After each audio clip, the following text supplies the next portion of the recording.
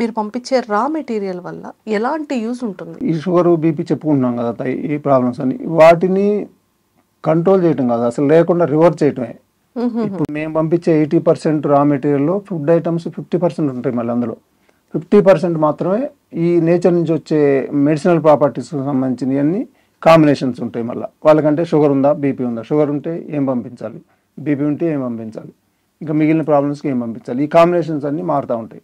ఏ age నుంచి ఏ age వరకు వాడచ్చు?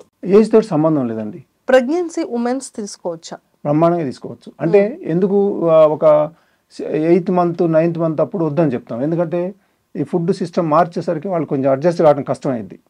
అందుకని ఏంటంటే ఈ లోపే ఉంటుంది. ఒక 8th మంత్ దాటితే వద్దని చెప్పేస్తాం వాళ్ళకి. ఎందుకంటే కొన్ని సమస్యలు ఉంటాయి వాళ్ళకి, కొత్త ఫుడ్ ఎందుకంటే ఇది యాక్సెప్ట్ చేయదు బాడీ మనకి. సో క్యాన్సర్ ఉన్న పర్సన్స్ కూడా ఈ ఫుడ్ తీసుకోవచ్చా? తీసుకోవచ్చు.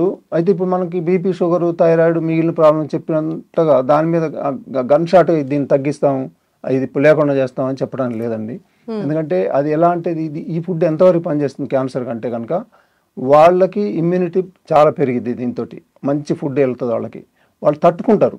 వాళ్ళు ఇంకా ఇంకా క్యాన్సర్ ఒక స్టేజ్లో ఉందనుకోండి, ఈ ఫుడ్ ఏం చేస్తుంది అంటే అక్కడి నుంచి ముందుకు వెళ్లకుండా ఇంకా పెరగకుండా చేసే మాత్రం ఆ ప్రయత్నం చేస్తుంది ఇది. కానీ దాన్ని తగ్గించేసిద్ది, లేకుండా చేసిద్ది అనేది చెప్పడానికి లేదు. ఎందుకంటే అంత రీసెర్చ్లు అంత మేము దాని మీద ఇంకా చేయలేదు దాని మీద.